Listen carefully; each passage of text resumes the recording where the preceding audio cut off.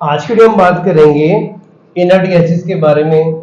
Inert gases कहें, आप 18 group कहें, आप नोबल गैसेस कहें, आप रेयर गैस कहें, एरोजन्स कहें, जीरो ग्रुप करें, सबका मतलब एक ही है और हमारे केमिस्ट्री का बहुत इंपॉर्टेंट टॉपिक है।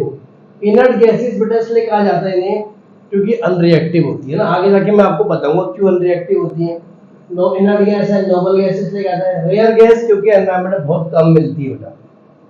एरोजन्स इसलिए बेटा प्रेजेंट इन एयर क्योंकि एयर में होती है। और जीरो ग्रुप इसलिए कि पीरियोडिक टेबल में 18 ग्रुप थे, स्टार्टिंग की अरेंजमेंट में इसको जीरो ग्रुप में रखा है। अब आप समझो, देखो कौन कौन सी गैसेस हैं जिन्हें हम कहते हैं 18 ग्रुप कहते हैं। देखो पूरे पीरियोडिक टेबल को ना 18 ग्रुप में बांटा गया है और 7 हॉरिजॉन्टल रोज है जिन्हें आप पीरियड्स कहते हो ना। और वर्टिकल कॉलम्स को क्या कहते हैं, ऐसे ऐसे ऐसे करके उसे कहते हैं हम ग्रुप्स। तो 18 ग्रुप आप जब देखेंगे पीरियोडिक टेबल का तो कुछ इस तरह से है। Helium, neon, argon, krypton, xenon, radon, oganesson, ये सारे के सारे एलिमेंट्स आपके किस में आएंगे 18 ग्रुप में। सारी की सारी बच्चे गैसेस ही हैं। अब ना ये आपको बात समझना है कि सबसे पहले आप समझो कि यार इसे ना इनर्ट क्यों कहा जाता है। इनर्ट मतलब होता है अनरिएक्टिव। तो किसी से रिएक्ट क्यों नहीं करती, किसी से कंबाइन क्यों नहीं करती। हमारी केमिस्ट्री में एक सिद्धांत है बेटा स्टेबिलिटी का। सिद्धांत मतलब प्रिंसिपल है ना। जैसे आप देखो, और स्टेबिलिटी कहा गया है कि किसी भी अगर किसी भी के पास भी लास्ट वाले शेल में 8 इलेक्ट्रॉन, एग्जांपल आप ले लो नियॉन का। चलो नियॉन का आपने एग्जांपल लिया, एटॉमिक नंबर 10, पहले में 2 इलेक्ट्रॉन, दूसरे में 8, तो 8 इलेक्ट्रॉन होने को स्टेबिलिटी कहा गया। मतलब किसी भी लास्ट वाले शेल में, देखो इसे शेल कहते हैं, जितने इलेक्ट्रॉन आएंगे अगर 8 आएंगे तो वो स्टेबल कहा जाएगा। मतलब 8 इलेक्ट्रॉन में स्टेबिलिटी। ऐसी आर्गन में भी देखो आप 18 एटॉमिक नंबर है इसका, 2 8 8, इसे इलेक्ट्रॉनिक कन्फिगरेशन लास्ट वाले शेल में कितने 8, तो इसलिए स्टेबल कहा गया। तो जो चीज पहले से स्टेबल है, पूरी केमिस्ट्री में कोई भी रिएक्शन क्यों होती है, स्टेबिलिटी पाने के लिए, और हम स्टेबल हो जाए। अब वो पहले से स्टेबल है तो किसी के साथ रिएक्ट भी नहीं करते, रिएक्ट नहीं करते तो अकेले पड़े रहते हैं। एक सवाल मैं आपसे और पूछता हूं कि आपको एक रीजन बताना है कि नोबल गैस क्यों डिस्कवर लेट हुई। भाई बाकी सारे जो एलिमेंट देखो, अगर आप पीरियोडिक टेबल की बात करें तो 1869 में पीरियोडिक टेबल बन गई। और आप देखो नोबल गैस जीनॉन 1898 में पता लगी, रेडॉन 1900 में पता लगी, ऑग्नेशियम 2002 में बनाई, ये तो मैन मेड है खैर, आर्गन 1895 में। तो जब मेरा पीरियोडिक टेबल 1869 में बन गया तो फिर इतना लेट क्यों पता लगी इसका।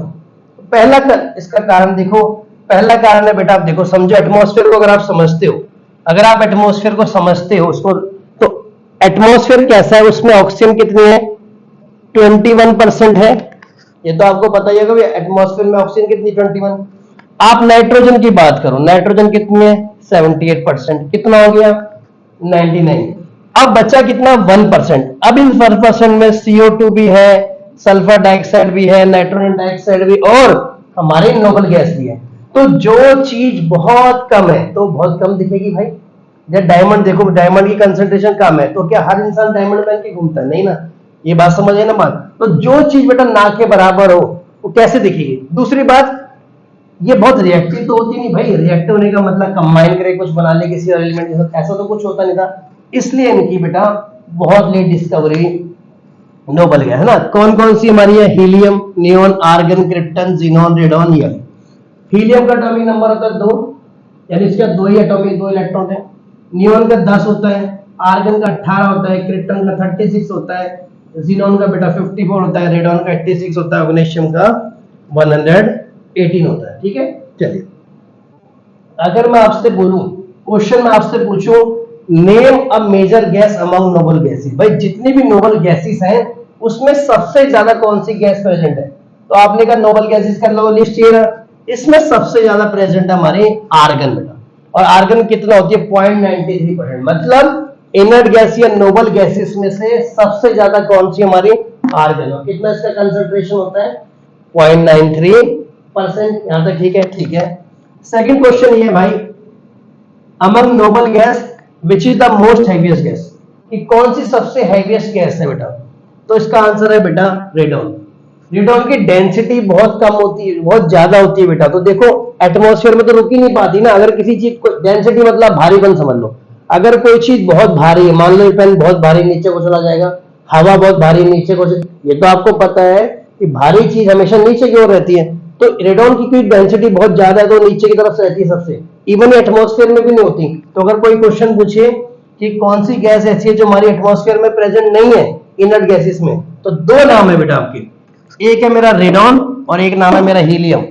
आपने कहा सर रेडॉन तो हम समझ गए कि डेंसिटी ज्यादा है तो अर्थ क्रस्ट यानी अर्थ की सतह पर रहती है, यहां तक समझ आ गया, ठीक है। पर हीलियम की क्या बात है यार, हीलियम की डेंसिटी बहुत कम, तभी आप देखो हीलियम के आप गुब्बारे उड़ाओगे ना, बचपन में उड़ाते थे आप, ऐसे होते 5 रुपए का आता है, वो बहुत ऊंचे तक जाता है, जाता रहता है जाता रहता है जाता रहता है, आपको दिखेगा नहीं नीचे आपको, क्यों?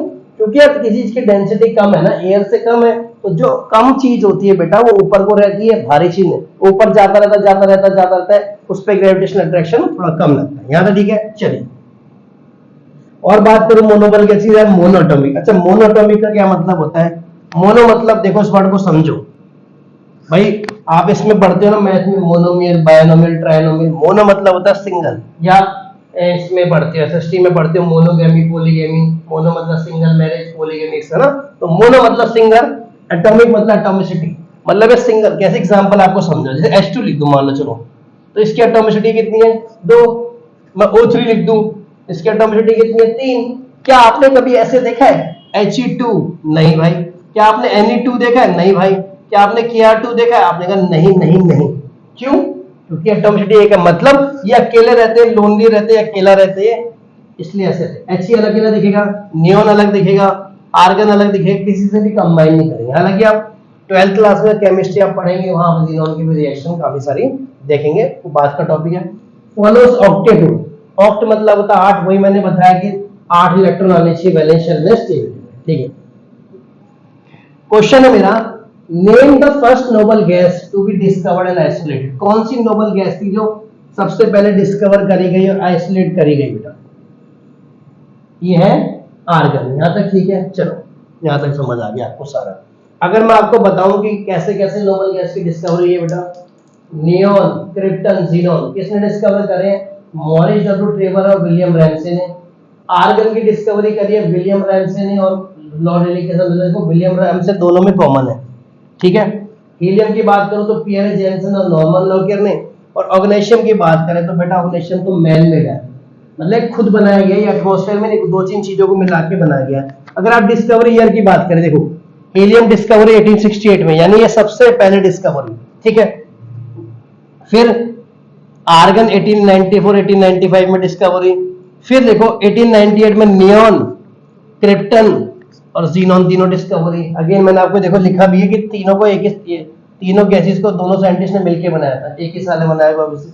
रेडॉन आपकी बेटा काफी लेट डिस्कवरी 1900 में, मतलब ऑर्गेनाइशियम देखो आपकी डिस्कवरी 2002 में, और इसका नाम ऑर्गेनाइशियम क्यों रखा गया? इसका एटॉमिक नंबर 118 है। एक रशियन फिजिसिस्ट थे यूरी ऑर्गेनाइशिया, तो उनको सम्मान देने के लिए बेटा नाम दे दिया गया। जैसे मान लो कि अब सरदार पटेल है, बहुत फेमस लीडर हमारे इंडिया के, क्रांतिकारी थे, तो उनके नाम पे मैंने सरदार पटेल स्टेडियम बना रखा है कहीं पे, है ना। तो ऐसी चीजें होती रहती है ना, नेताजी सुभाष चंद्र बोस मार्ग रोडों के नाम दिए जाते हैं, तो ये बात समझो।